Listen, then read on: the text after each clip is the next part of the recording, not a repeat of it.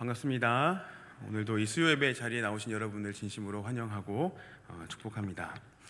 우리는 살면서 종종 후회라는 것을 할 때가 있습니다.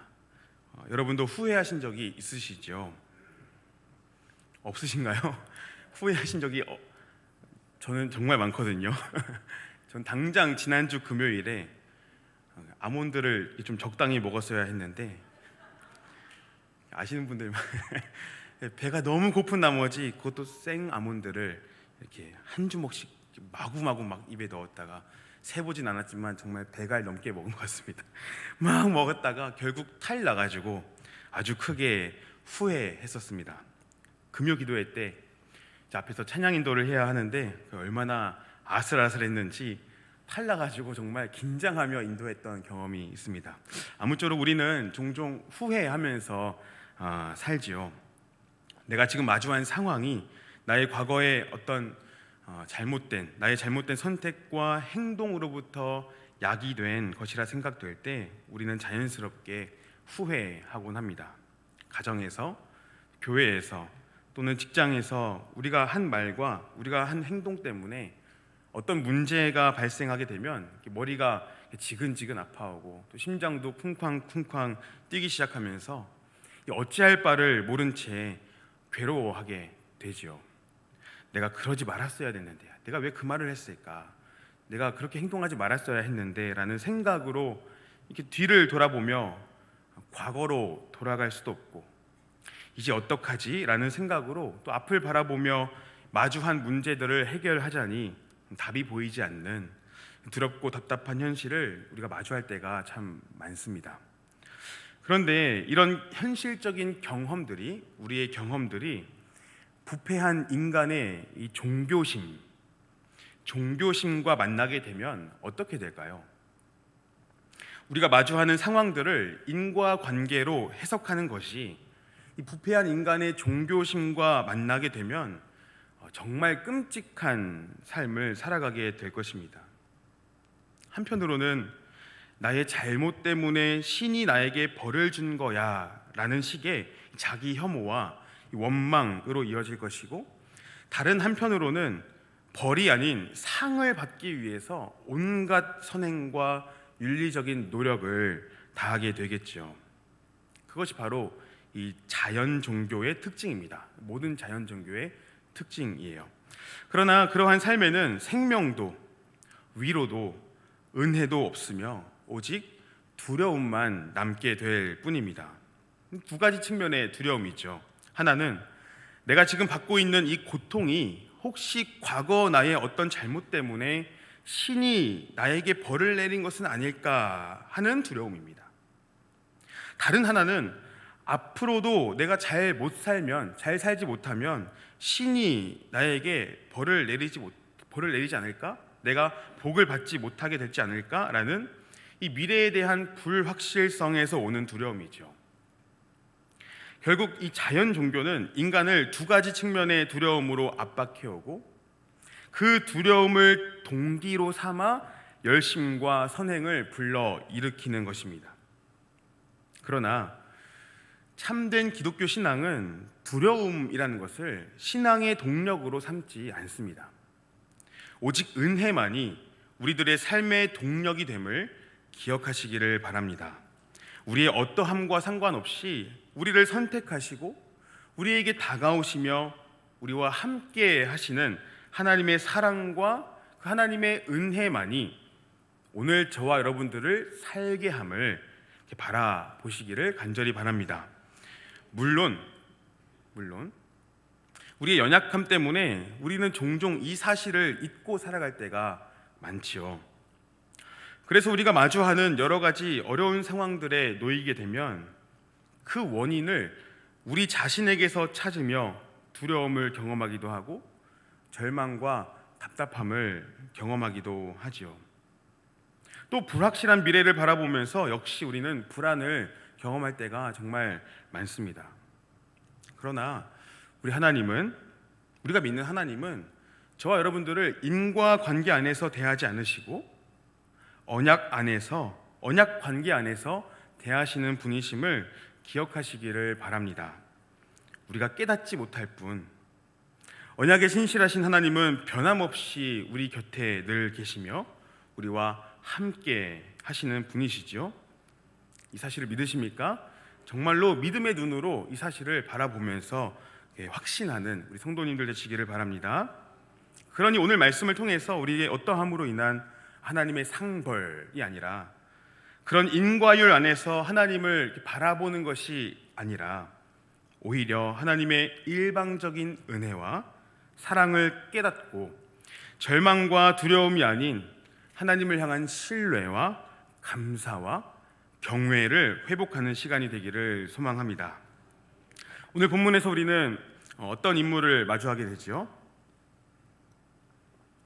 아브라함 이야기는 지나갔습니다. 어떤 인물을 마주하게 됩니까? 누구요? 야곱이죠. 그렇죠? 야곱입니다. 야곱의 삶을 보게 되죠. 여러분, 야곱 하면은 무엇이 떠오르십니까? 저는 야채 곱창. 야채 곱창이 떠오릅니다. 예전에 누가 야곱을, 이렇게 야곱이라는 것이 야채 곱창의 줄임말이라고, 그런 말을 제가 어디서 들었는지 봤는지, 그때부터 저는 사실 솔직히 말씀드리면 야곱하면 야채 곱창이 1번으로 이렇게 마음속에 떠오릅니다. 이제 여러분들도 야곱 생각하시면 야채 곱창의 늪에서 헤어나오지 못하실 겁니다. 아무쪼록 우리가 이 성경 속의 인물 야곱, 야채 곱창 말고, 배고프시죠? 이 야곱을 이렇게 생각해 보면 그렇게 썩 이쁨 받을 만한 사람 또는 바른 생활의 사나이 같은 느낌을 받지는 못하죠. 오히려 어떤 느낌을 받습니까? 조금 얍삽한 인물 또는 욕심쟁이, 욕심이 많은 인물로 생각됩니다. 태어날 때부터 어떻게 태어납니까? 태 속에서 쌍둥이 형 에서가 먼저 막 나가고 있을 때 지가 먼저 나오려고 잘 나가고 있는 형의 발 뒤꿈치를 붙잡습니다. 일반적인 신생아가 아닌 것이죠. 또 형 에서가 들에서 돌아와서 막 배고파 할 때 그 형의 배고픔을 이용하여서 장자의 명분을 쟁취하게 됩니다. 동생이면 형이 이렇게 배고파 할 때, 형 배고프지? 형 이거 먹어 하면서 그냥 줘도 모자랄 판에 그것을 이용하여서 형 그럼 장자권 나한테 넘겨 하면서 죽을 줬단 말이죠. 그렇게 형의 장자권을 가지고 오게 됩니다. 뿐만 아니라 엄마 리브가의 말을 듣고 야곱이 어떻게 합니까?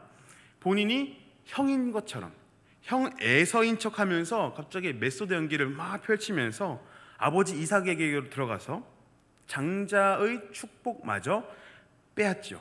우리가 일반적으로 알고 있는 이 야곱의 스토리이지 않습니까? 그러니까 우리가 성경을 통해서 보게 되는 이 야곱이라는 사람의 모습은 뭐 정직함 아니면 순수함 같은 이 좋은 이미지보다도 얍삽함 또는 욕심쟁이와 같은 좀 부정적인 이미지가 자연스럽게 떠오르는 게 사실입니다. 그렇게 얍삽한 야곱은 형에게서 장자의 명분을 쟁취하였고 아버지 이삭으로부터 장자의 축복까지 받았죠. 성경이 따로 기록하고 있지는 않지만 아마도 야곱은 룰루랄라 하면서 역시 내가 원하는 대로 하면 다 된다라는 이 자신감으로 가득 차 있지 않았을까 생각해 봅니다. 앞으로 마주하는 여러 가지 상황 속에서도 야곱은 내가 이렇게 하면 분명 또 잘 되겠지? 지금까지 하고자 하는 대로 다 됐으니까, 다 얻어냈으니까 내가 또 이렇게 하면 잘 되겠지라는 생각으로 계속해서 잔머리를 굴릴 생각뿐이었을 것입니다. 물론 자존감도 엄청났겠죠. 역시 나는 하나님께 복을 받은 사람이야. 내가 이렇게 해도 잘 되고 저렇게 해도 잘 되는 거 보니까 하나님이 분명 나와 함께 하시네 라고 하면서 이 자존감도 넘쳐났을 것입니다. 그러나 여러분, 이러한 삶을 살았던 야곱이 마주했던 그 현실은 무엇이었습니까? 이러한 야곱의 삶의 그 결과, 그 현실은 무엇이었습니까? 형 에서의 분노죠. 형 에서의 분노입니다. 이 동생이란 녀석이 태어날 때부터 발꿈치를 잡질 않나, 정말 배고파서 어쩔 수 없는 자신의 상황을 이용하여 장자의 명분을 빼앗질 않나.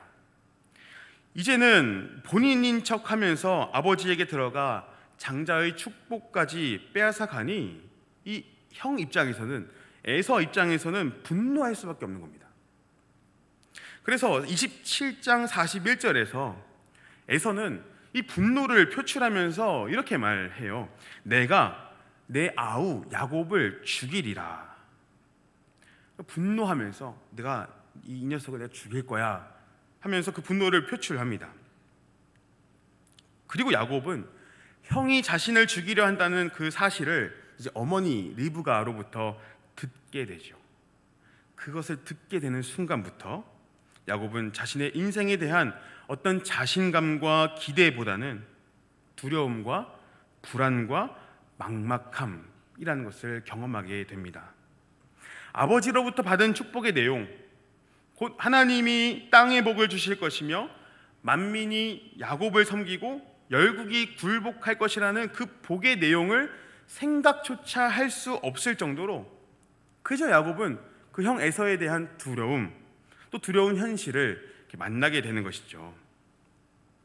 우리도 종종 살면서 이러한 경험을 할 때가 있습니다. 자신의 방식대로 하나하나 일을 해결해 나아가다가 보면 분명 잘 풀릴 때가 있죠. 내가 생각하고 내가 머리를 굴리는 대로 하나하나 하다 보면 잘 될 때가 있습니다. 그런 것을 경험하게 되면, 그런 잘됨을 경험하게 되면 우리는 자연스럽게 자신의 그 방식을 고집하게 됩니다. 이렇게 하면 된다, 이렇게 했더니 됐으니 이렇게 하면 또 될 것이다 라는 자신의 생각에 고착되어서 한 번, 두 번 하던 것이 자연스럽게 습관이 되고 그 습관이 삶의 방식이 되는 경우가 있지요. 제가 대학을 다닐 때 시험 기간이 되지 않습니까? 시험 기간이 되면 늘 미리 준비해서 시험을 보고 그랬었습니다. 나름 모범생이 되고 싶어서 정말 시험을 미리 준비해서 시험을 봤는데요. 한 번은 시험 공부를 무슨 이유였는지 제가 기억이 잘 안 나는데 시험 공부를 미리 하지 않고 있다가 정말 바로 전날, 다음 날이 시험인데 바로 전날에, 또 전날 밤에, 아침도 아닙니다, 전날 밤에 책을 펴서 시험을 준비한 적이 있습니다. 말 그대로 벼락치기죠. 그렇게 밤새서 공부하고 그대로 잠 한숨도 자지 않고 밤부터 쭉 밤새서 공부한 다음에 그대로 아침에 학교 가서 이제 시험을 보는 겁니다. 한 번도 일주일 동안 준비 아예 안 하고 있다가 밤 꼬닥 새가지고 시험 보는 거예요. 제 시험을 잘 봤을까요? 못 봤을까요? 대답 잘 하셔야 됩니다. 시험 잘 봤을까요? 못 봤을까요? 못 봤어요? 잘 봤습니다. 제 머리 좋다고 자랑하는 게 아니라 잘 봤어요. 그러니까 바로 전날 밤에 공부를 이렇게 막 시작하니까, 그동안 안 하다가 전날 밤에 공부를 시작하니까 이 시간이 얼마 남지 않았다는 것에서 느끼는 그 스릴감, 느껴보신 적 있으십니까? 그 스릴감이 은근히 집중력을 엄청 높여주더라고요.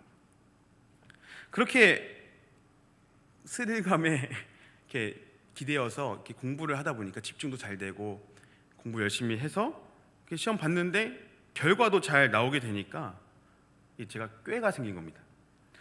굳이 지금까지는 일주일 동안 해서 했는데 뭐 몇 주 전부터 했는데 굳이 며칠 전부터 준비하지 않아도 그냥 전날 밤에 바싹 공부해도 되겠구나. 너무 효율적인데? 그런 생각을 이제 제가 하게 된 것이죠. 그렇게 다음 시험도 전날 밤부터 이렇게 밤새 공부하고 학교 가서 시험 보고 또 잘 보고 이런 경험들을 몇 차례 이렇게 하다 보니까 이게 하나의 방식이 된 겁니다. 이렇게 하면 된다라는 생각과 자신감으로 이 모든 시험을 이제 대하게 된 것이죠. 그러다가 일이 터지고 말았습니다. 한 번은 똑같이 이렇게 벼락치기로 밤새 공부하고 이제 잠을 안 잔 상태로 아침에 해 뜨는 걸 보면서 시험을 보러 이제 학교를 가는데요. 이렇게 잠을 안 자니까 머리가 갑자기 굽기 시작한 겁니다. 무슨 생각을 하는지도 모르겠고 내가 뭐 했지라는 생각밖에 들지 않는 거예요. 머리가 회전이 안 되는 겁니다. 그 시험 보러 가는 그 아침에 두뇌 회전이 안 되는 것이 확 느껴지니까 이걸 어떻게든 해결해 보려고 뭘 먹어야 되겠구나 싶어서 학교 앞에 있는 이 국수집에 들려서 잔치국수 하나 이렇게 맛있게 말아 먹었는데요. 그리고 나서 그날 시험도 맛있게 말아 먹었습니다. 아무리 먹어도 두뇌가 돌아가진 않더라고요. 그날 교실에 아침에 이제 앉아가지고 시험지를 받았을 때만큼은 정말 식은땀이 막 날 정도로 이렇게 시험지가 이렇게 저에게 다가오고 있는데 막 엄청 두렵고 공포스러웠던 그런 경험이 저에게 있습니다. 내가 왜 밤을 샜을까에 대한 후회와 이제 마주하게 될 그 시험을 잘 풀 수 없겠다는 이 두려움이 엄습해 왔던 것이죠. 지금 야곱의 상황이 이런 상황인 것입니다. 어떻게 좀 꾀를 좀 부리며 살아왔는데 또 그렇게 사는 대로 또 잘 사라지는 거죠. 형으로부터 장자의 명분도 장자의 축복까지도 다 쟁취한 야곱으로서는 그러한 삶의 방식이 자리 잡을 수밖에 없는 것입니다. 모든 것을 자신의 손에 움켜쥐려 했던 야곱, 그렇게 자신이 원하는 대로 이루어지는 그 현실 앞에 자신감도 생기고 자신이 누릴 복에 대한 기대가 가득할 수밖에 없는 것이죠. 그러나 우리가 봤던 것처럼, 아까 말씀드렸던 것처럼 지금 이 야곱이 마주한 현실은 무엇이었습니까? 자신을 죽이려 하는 형 에서의 분노이죠. 야곱의 감정이 자신감과 기대에서 한순간의 두려움으로 변하게 되는 것입니다. 이것을 경험한 야곱을 바라봤던 어머니 리브가는 그 야곱을 지키기 위해 하란으로 피신시키죠. 그렇게 하란으로 야곱이 가는 길 가운데 일어난 일이 오늘 우리가 읽은 이 본문인 것입니다. 그러니까 지금 야곱의 상황은 뭐 장자의 명분, 장자의 축복 같은 거 생각하면서 너무 기쁘다, 너무 신난다, 룰루랄라 하면서 여행을 떠난 것이 아니라 공포와 두려움에 휩싸여서 형으로부터 도망가고 있는 신세가 된 것이죠. 쉽지 않은 길입니다. 뿐만 아닙니다. 오늘 본문 1절을 보시면 야곱이 브엘세바에서 떠나 하란으로 향하는 길이라 기록하는데 이 브엘세바에서 하란까지는 약 750에서 800km 정도의 거리입니다. 짧은 거리가 아니죠. 그 길을 걸어야 하는데 뭐 자전거가 있습니까? 무엇이 있습니까? 들짐승과 강도들로부터 받을 수 있는 위협도 이겨내야 하고 또 이렇게 뭐 내비게이션도 없으니까 잘 도착할 수 있을지, 하란에 잘 도착할 수 있을지에 대해서도 불분명하고 또 도착해서도 삼촌 라반이 자신을 받아줄까에 대한 확신도 없는 상태입니다. 그러니까 지금 야곱은 앞뒤로 꽉 막혀있는 듯한 상태였던 것이죠. 숨막히는 길을 하루하루 그냥 걸어갈 수밖에 없는 야곱의 현실인 것입니다. 이러한 야곱의 상황을 11절 말씀이 그대로 보여주는데요. 11절 말씀 보시면 한번 같이 읽어볼까요? 11절 시작. 한 곳에 이르러는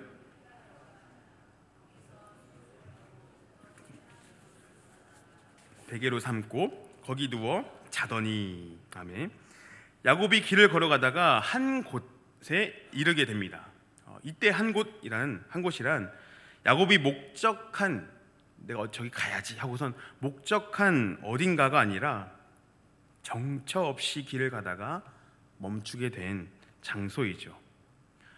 독자들인 우리는 19절 말씀을 통해서 이곳의 본래 이름이 루스라는 사실을 알고 있지만 야곱은 정말 어디에도 기댈 수 없이 그저 두려움과 답답함을 가지고 하루하루 걸었던 상황이었습니다. 그러다가 한 곳에 머물러서 돌을 베개로 삼아 누웠던 것이죠. 그러나 주님께서 그러한 야곱의 삶에 개입하시기 시작하십니다. 두려움이 가득하여 몸도 마음도 지쳐 있는 그 시간, 심지어 해가 져서 아무것도 할 수 없고 그저 돌을 베개로 삼아 누울 수밖에 없었던 그 시간에 주께서 야곱을 만나 주시는 것이죠. 12절을 보십시오. 야곱이 누워서 잠들었을 그때 하나님이 꿈을 통해 계시하시기 시작하십니다. 이 당시에 꿈은 계시의 방편이기도 했죠. 그렇게 하나님께서 야곱에게 꿈으로 계시하시는데요, 12절과 13절을 보시면 이렇게 반복되는 표현이 하나 있습니다. 야곱이 본즉 아니고 본즉 하면서 야곱이 보게 되는 것들이 있는 것이죠. 여러분 유튜브 아시죠? 유튜브 아시죠? 유튜브 쇼츠 혹시 아십니까? 방금 대답하신 분을 봤습니다. 유튜브 쇼츠 짧은 영상, 이렇게 핵심적으로 요약된 짧은 영상 있지 않습니까? 아주 강렬한 메시지를 담고 있는 그 유튜브 쇼츠. 하나님께서 야곱에게 마치 유튜브 쇼츠를 보여주시듯이 굉장히 짧고 강렬하게 무언가를 보여주시기 시작한 것이죠. 가장 먼저는 사닥다리로 하늘과 땅이 연결되어 있는 모습을 야곱이 이렇게 보게 됩니다. 우리가 보통 이 사닥다리를 이렇게 생각하면 사다리 같은 이미지를 연상하게 되지만, 이 사닥다리, 술람이라는 것은 엄밀하게는 계단의 이미지입니다. 계단과 같은 이미지. 고대에 이것은 천상의 세계와 또 지상의 세계, 하늘과 땅을 이어주는 것을 상징했는데요. 그러니까 지금 야곱에게 나타난 하늘과 땅이 연결된 이 계단은 하나님의 임재를 상징하고 있는 것입니다. 이것을 야곱이 보게 되죠. 그리고 바로 이제 다음 장면으로 넘어가게 되는데, 딱 보니까 천사들이 그 계단 위에서 오르락 내리락 하는 모습을 보게 됩니다. 잘 아시듯이 요한복음에서 예수님께서 이 이미지를 그대로 가지고 오셔서 하나님의 사자들이 인자 위에 오르락 내리락 하는 것을 보리라, 이런 말씀을 하시는데, 하늘과 땅의 중보자가 인자, 예수님 자신임을 계시하시죠. 예수 그리스도 안에서 하나님의 임재를 누릴 수 있음을 이 구약의 이 이미지를 통해 예수님이 드러내신 바가 있으십니다. 아무쪼록 지금 야곱의 입장에서 생각해 보시면 정말 깜짝 놀랄 상황이죠. 깜짝 놀랄 일이죠. 두려움과 답답함과 불안함을 가지고 하루하루 길을 걷다가 지칠 대로 지쳤던 상황입니다. 뒤를 돌아보자니 형 에서의 분노가 있고, 앞을 바라보자니 잘 도착할지도 모르고 삼촌이 받아줄지도 확신할 수 없는 미래에 대한 불확실함 사이에 야곱이 있었던 것이죠. 그렇게 앞뒤로 꽉 막혀 있는 인생의 시간 속에서 답이 없다고 생각했던 그 자리에서 하나님이 하늘과 땅을 잇고 있는 계단을 보여주신 것입니다. 가슴이 뻥 뚫린 것처럼 야곱은 감탄할 수밖에 없는 것이죠. 그런데 하나님이 야곱에게 곧바로 또 다음 장면을 이렇게 보여주시는데, 한 가지 또 계시하시는데, 13절 말씀을 우리 한 목소리로 읽어보겠습니다. 13절입니다. 시작. 또 본즉 여호와께서 그 위에 서서 이르시되 나는 여호와니 너의 조부 아브라함의 하나님이요 이삭의 하나님이라. 네가 누워있는 땅을 내가 너와 네 자손에게 주리니. 아멘. 처음에 보니까 하늘과 땅이 계단으로 연결되어 있고, 또 곧바로 보니 그 천사들이 계단 위에서 오르락 내리락 하고 있었습니다. 그리고 또 보니 여호와께서 그 위에 서서 말씀하시는 것을 듣게 되죠. 특별히 여기 그 위에 서서에서 그 위에라는 것은 두 가지로 해석될 수 있는데요. 한편으로는 계단 위를 가리킬 수도 있고, 다른 한편으로는 그의 옆이라는 말을 의미할 수 있습니다. 그의 옆. 다시 말하면 야곱의 곁을 가리킬 수도 있는 것이죠. 개인적으로는 하나님께서 저 계단 꼭대기 위에 서서 야곱에게 말씀하셨다기보다 후자에 해서 곧 야곱 곁에 서서 말씀하셨다라고 생각합니다. 이 지금 연속적으로 하나님께서 야곱에게 보여주시는 장면들을 떠올려 보십시오. 갑자기 하늘과 땅을 잇고 있는 계단이 눈앞에 턱 보이고, 곧바로 또 그 계단을 오르락 내리락 하는 천사들을 보게 됩니다. 점점 이 가슴 벅찬 상황들을, 이 장면들을 보게 되면서 이제 마지막 장면에서 고꾸라지는 것이죠. 혼자라 생각했던 그 자리에서 하나님이 자기 곁에 서서 말씀하시는 것을 듣게 되는 겁니다. 그런데 놀랍게도 이 상황에서 하나님은 야곱을 꾸짖지 않으십니다.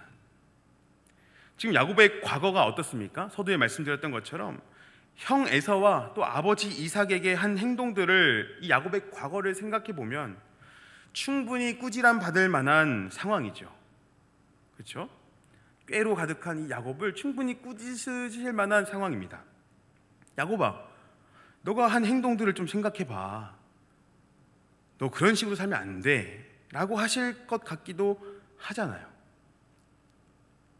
아마 야곱 자신도 작금의 현실이 본인의 어떤 그 과거 때문에 마주하게 된 것이라 생각하면서 절망하고 있었을 것입니다.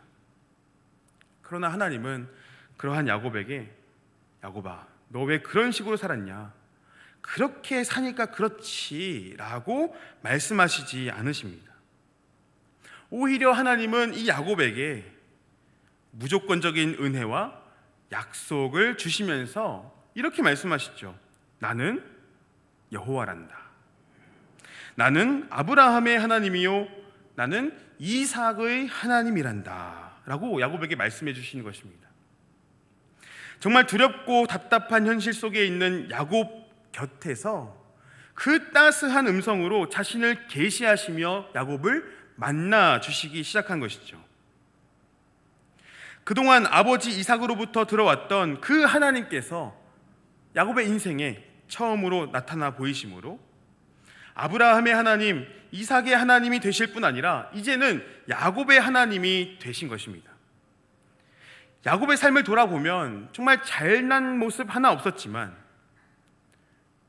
우리가 생각할 때는 하나님이 꾸짖으실 것 같았지만 하나님은 그러한 야곱을 인과 법칙으로 대하지 않으시고 언약 안에서 무조건적인 사랑으로 대하심을 우리가 성경을 통해 보게 되는 것이죠. 그러면서 매우 위로가 되는 말씀을 주시는데요, 15절 말씀을 보십시오. 하나님이 야곱에게 내가 너와 함께 있단다. 너가 어디로 가든지 내가 너를 지키고 너를 떠나지 않을 것이란다 라고 말씀하심으로써 하나님께서 친히 야곱의 인생에 동행해 주실 것을 약속해 주시는 겁니다. 정말 가슴 벅찬 장면이지 않습니까? 이 돌이킬 수 없는 과거와 불확실한 미래 사이에서 정말 그 어디 숨 쉴 곳 하나 없이 꽉 막혀버린 이 답답한 현실 속에서 하나님이 나와 함께 계시고 하나님이 나를 지키시고 보호하신다는 것입니다. 이러한 야곱의 하나님이 오늘날 저와 여러분의 하나님 되심을 믿으시기를 바랍니다. 과거 나의 어떤 실수와 나의 연약함으로 인하여 고통스러운 현실을 마주하고 있다고 스스로 혐오감을 갖지 마시고 자책하지 마시고 불확실한 미래로 인하여서 너무 두려워하지 마시기를 바랍니다. 물론 말이 쉽지요. 말이 쉽습니다. 그러나 우리가 아무것도 할 수 없는 상황 속에서, 정말 아무것도 할 수 없는 상황 속에서 우리의 어떠함과 상관없이 무조건적으로 우리를 선택하시고 무조건적으로 은혜를 베푸시는 분은 하나님이십니다. 우리를 도우시는 하나님을 우리가 때로는 바라보지 못할 때에도 여전히 하나님은 우리 곁에 계시고 우리를 지키고 계심을 믿으시기를 바랍니다. 우리의 연약함과 우리의 과거의 어떤 못남보다도 우리를 향한 하나님의 사랑과 은혜가 더 크다는 사실을 마음속에 간직하는 성도님들 되시기를 간절히 바랍니다. 내가 이렇게 살아서 벌 받는 거지, 벌 받지 않기 위해서 또는 상 받기 위해서 열심히 살아야지라는 생각으로 두려움과 불안을 가지지 마시고, 내가 너의 하나님이다, 내가 너와 함께한다, 너의 어떠함과 관계없이 내가 너를 지키고 너를 떠나지 않을 것이란다 라고 말씀하시는 이 하나님의 무조건적인 사랑과 은혜를 붙드시기를 바랍니다. 아니, 언약에 신실하신 하나님이 여러분들을 붙들고 계심을 기억하시기를 소망합니다. 16절 보십시오. 야곱이 잠에서 깨어나 뭐라고 고백합니까? 여호와께서 과연 여기 계시거늘 내가 알지 못하였도다. 그러니까 이 꿈에서 깨어난 이 야곱이 확실히 알게 된 것이죠. 아, 내가 몰랐는데 나 혼자가 아니었구나. 하나님이 계속 내 곁에 계셨구나. 자신이 생각할 때 자신의 생각으로는 하나님은 나 같은 사람과 함께 하시지 않는 분이라 생각하며 그저 두려움과 불안으로 가득 차 있었던 야곱이었지만, 그 상황, 그 현실이었지만 야곱은 깨달은 것이죠. 지금 여기에, 지금 내가 발을 딛고 있는 이 자리에 하나님이 나와 함께 계셨다.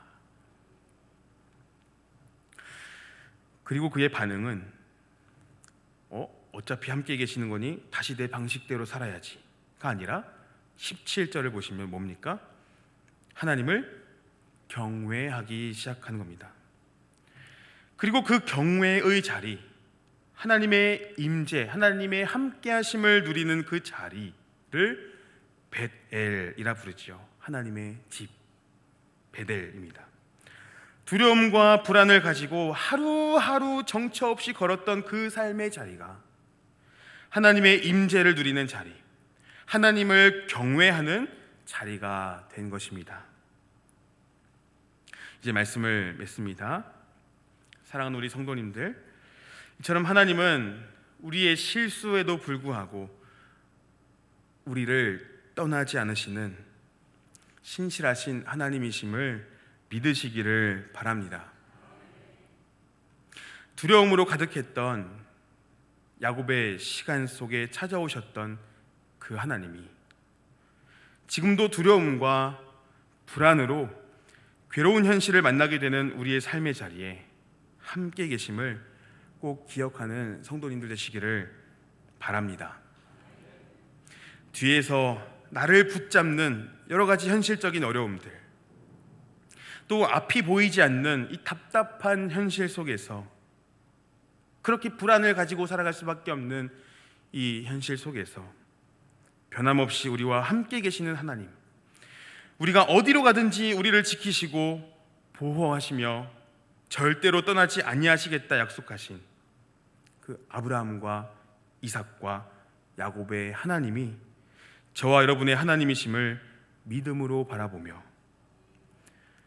두려움과 불안과 어떤 힘없음, 고통이 아니라 힘과 위로와 생명을 누리시는 여러분 되시기를 소망합니다. 그렇게 성도님들이 마주하는 각자의 삶의 자리가, 각자 살아가는 그 발을 딛고 살아가는 그 자리가 하나님의 임재와 위로를 누리는 베델이 되시기를 주님의 이름으로 축복합니다. 시간 함께 말씀을 기억하면서 찬송가 338